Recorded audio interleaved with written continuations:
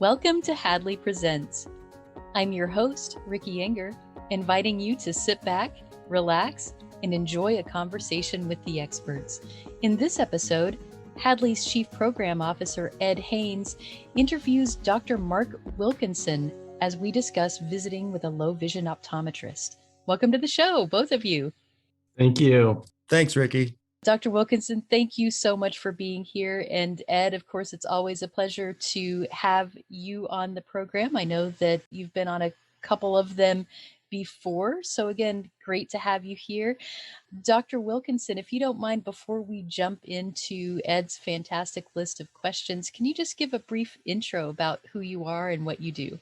So I'm an optometrist, and I'm a clinical professor of ophthalmology at the University of Iowa in the Department of Ophthalmology there. At the University of Iowa, I run the vision rehabilitation service. So in the past, we used to call it low vision. Now we call it vision rehabilitation because we take care of people with a wide variety of different types of vision problems. And we'll talk about that more as we go. I'm also the chair of the low vision subcommittee of the National Eye Health Education Program, or NEHAP, which is part of NEI. And I've been using the resources that are available through Hadley for some time now, and find they have excellent resources that are available to all the people out there with vision problems. Well, we certainly love to hear that, and we appreciate you for that.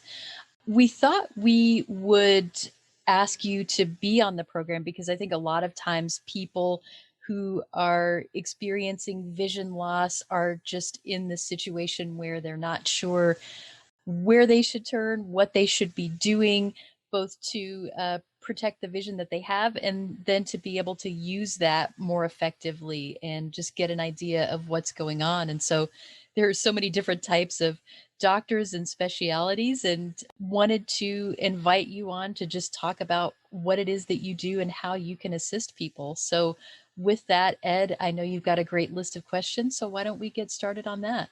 Well, thanks, Ricky.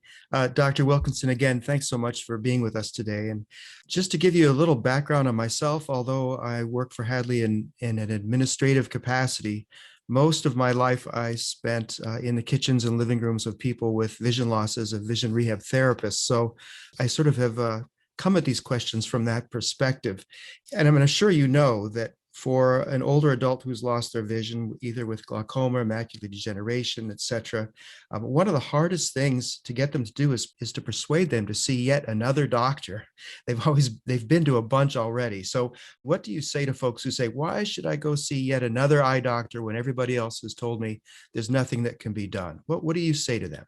Yeah, so I think that's one of the great frustrations that we have, is that people will say there's nothing that can be done. And it would be sort of like saying to somebody who'd lost a limb or something like that, well, there's nothing you can do, instead of going for rehabilitation, for prosthetics, for those different things. So I tell people, if you're able to see all that you want to see at this point, great. There's no reason to add another doctor.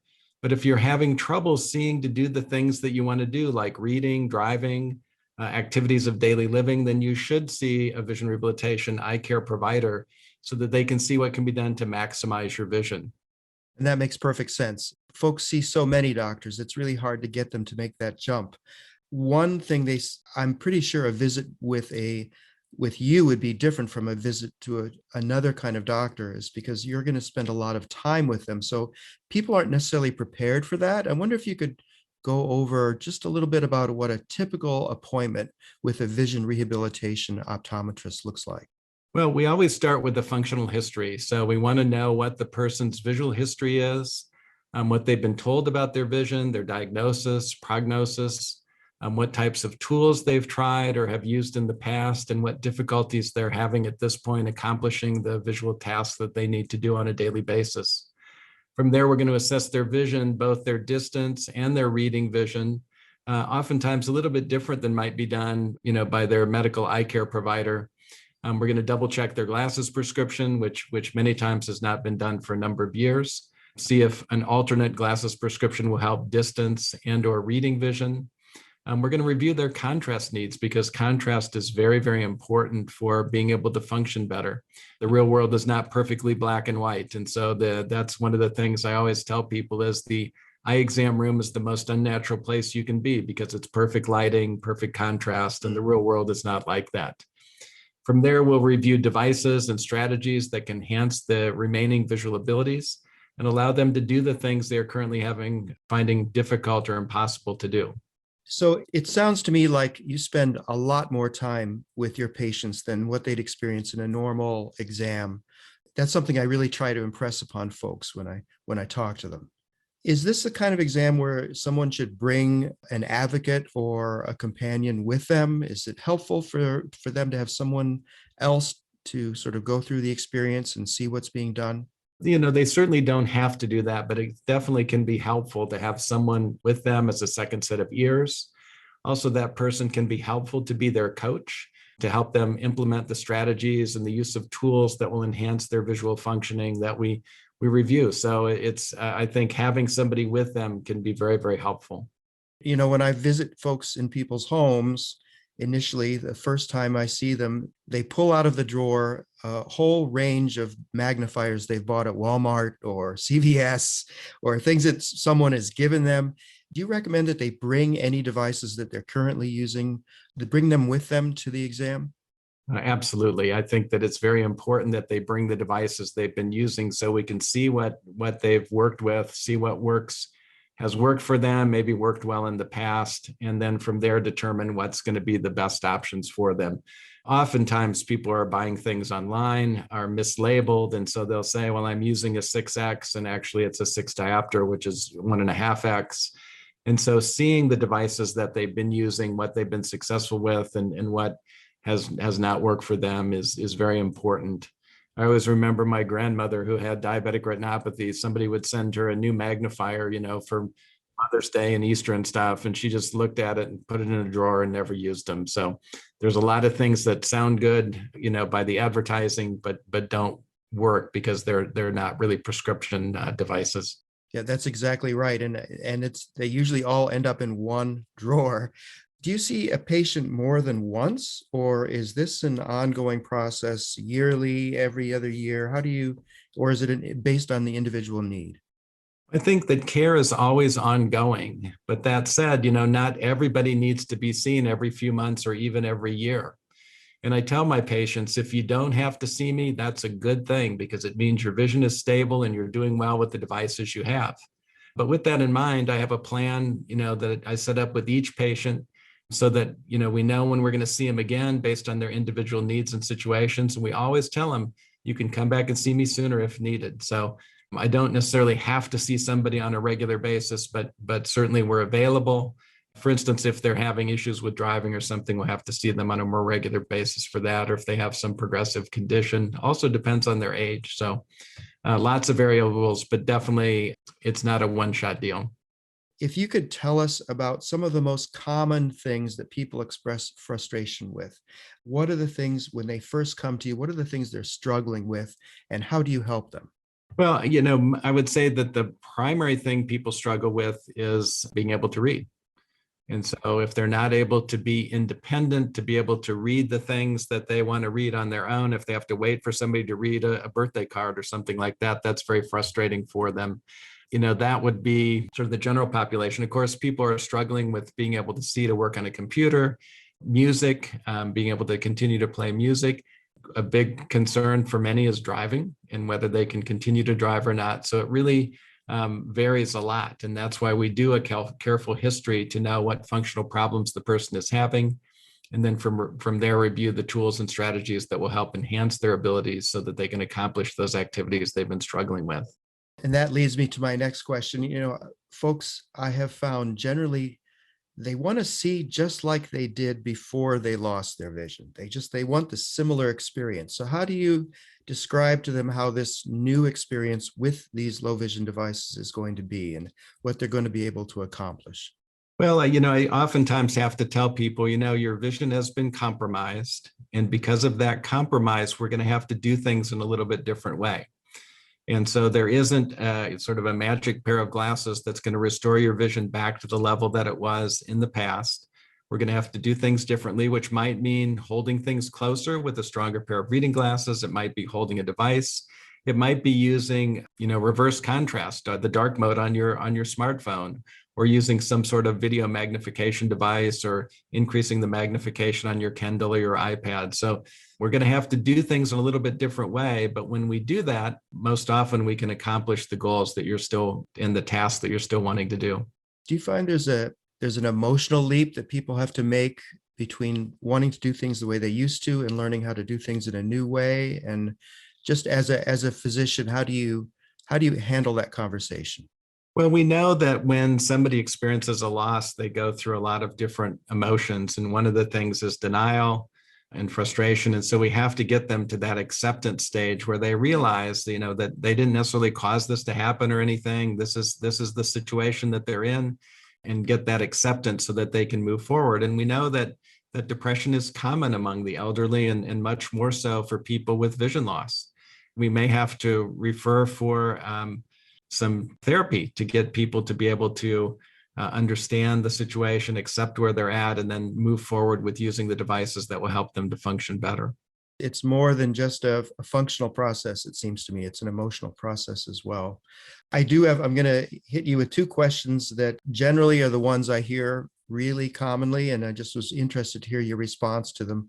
The first one is that folks always ask me, why can't I just get a big magnifier that fits over the whole page of my book or my newspaper that lets me see the whole thing at once? And how do you handle that question? What's your response? Well, it's pure optics. So we know that lenses that magnify are thicker in the middle and thinner on the edges. And so the problem with a really big magnifier is you'd have a very, very thick lens, and it would have a lot of distortion off to the side. So you'd have to only look through the center of the lens. It would be very heavy and very hard to hold. And so we're limited just by the optics of lenses to have a magnifier that would fit over a whole page. And anybody who's tried the thin page magnifiers know that they make things slightly bigger, but they also make it much more distorted. So they decrease the contrast. So the only way to get a big field of view is to use an electronic magnifier, a video magnifier, also known as a closed circuit TV. And there's just no way around that. That makes sense. And it's a common frustration people have. They ask me that all the time. The second one is, I want to keep driving. How do I drive with vision loss? And it's a big topic in and of itself, but I wonder if you could talk about a little bit about your role in helping people to keep driving if they can. So one of my great frustrations is that we have 50 states with 50 different rules for driving. I have people who have had to move across state lines to be able to drive. In my state, for instance, in Iowa, where they couldn't drive in Illinois or Nebraska. And that's quite frustrating because those people are exactly the same. So, I'd love if we had a national standard for driving like they do in Europe for all the different European countries, but we don't have that now. In many states in the US, they require the use of a bioptic telescope, which has been around for about 50 years. It's a little telescope mounted in the top of glasses that people can use for spotting signs in the distance. The reality is that research has only shown that bioptic drivers only use that about 1% of the time. And we know from human factors research that eyes on the road is the most important factor for safe driving. So using a talking GPS for wayfinding is a far better solution. And I have, a number of people who have bioptic telescopes because of the states that they live in, but they're all using their talking GPS now for wayfinding, and they're keeping their eyes on the road, and that really makes things safer. So it comes down to, does your state allow for what I call individual review? So we have certain standards for driving. If they don't meet that standard, does the state allow them to demonstrate that they can still drive safely despite having slightly reduced vision or slightly reduced visual fields? And that's the case in my state of Iowa. And, people are able to show that they can drive safely at levels of vision that you might not normally think would be safe, but they are safe because they keep their eyes on the road. They use a talking GPS for wayfinding. And I point out to parents and people with vision questions all the time about driving. It's like, look at the eye chart, look at the letter that they can read on the eye chart, and tell me what's smaller than that you have to worry about when driving. And the only thing smaller than that is going to be street signs, which you don't have to read in 2021 because of the talking GPS. Very interesting. I hadn't thought about the GPS really changing that process for folks. Well, those were the two common questions people generally ask me. But one other thing they sometimes wonder about is that, do they need one device? Is one device going to solve everything, or are they going to be using several devices? And what are just some of those common tools if you would like to talk about them briefly?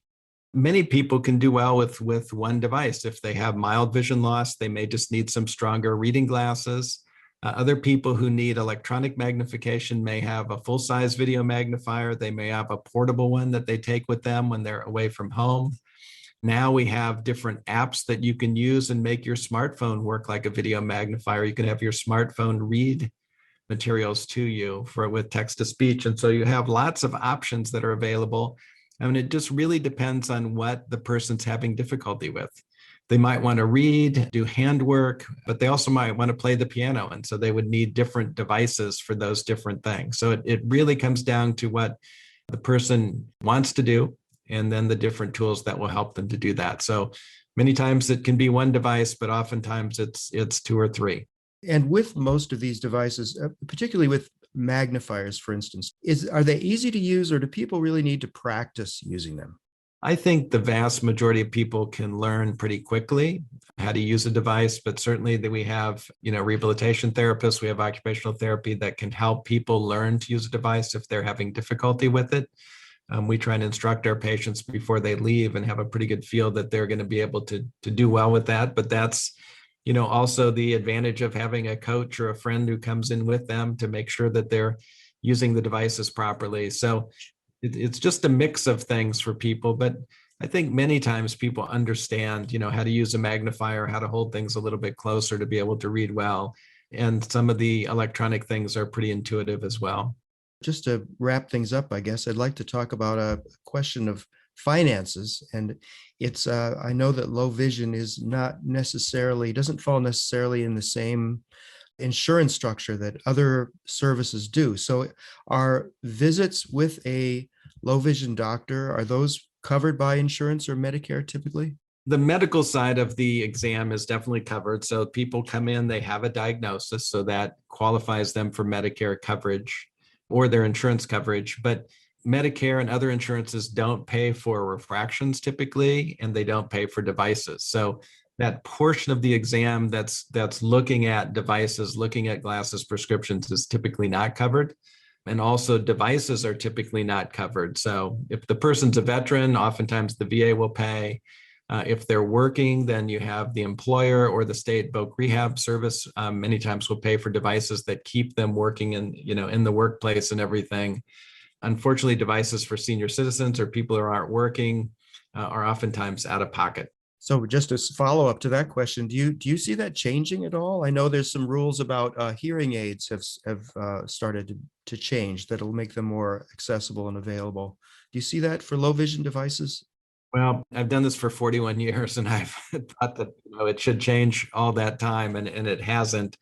Medicare typically doesn't think about things above the neck, so I'm happy to hear that hearing aids might, but dentures, hearing aids, and vision enhancing devices, glasses, et cetera, are not covered so far. And so if they're moving towards that, we certainly know that it will help the person to be able to be independent, and that their cost in life is going to be less if they're able to be more independent. But despite lots of discussions and lots of legislative activities and things, nothing has happened to date. And so I'm not holding my breath, unfortunately.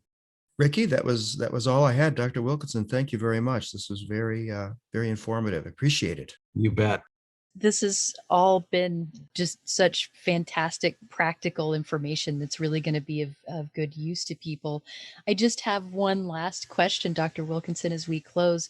Do you have any resources that you would point people to, maybe even specifically if they're looking to find somebody who does what you do in their local area? Where can people go to do that? So I think that the first thing that somebody should do if they're looking for a referral is to ask their current eye care provider for a referral for vision rehabilitation services. There's also resources that are available through the Academy of Ophthalmology, the American Optometric Association, the National Eye Institute, including the National Eye Health Education Program, NEHAP. And also there's a lot of great resources that are available at hadley.edu, where you go and register. And then it doesn't cost anything, and you have access to a variety of different videos and different instructional materials that can be very helpful for people with enhancing their function on a day-to-day basis. Awesome. Thank you so much for that. We'll have links to all of those things in our show notes. And just want to say thanks to both of you, to Ed and to Dr. Wilkinson, for joining us and again providing such practical and useful information. Well, thank you, Ricky. Yeah, thank you. This is such an important topic. Yep, for sure. Got something to say? Share your thoughts about this episode of Hadley Presents, or make suggestions for future episodes. We'd love to hear from you. Send us an email at podcast@hadley.edu. That's podcast@hadley.edu. Or leave us a message at 847-784-2870. Thanks for listening.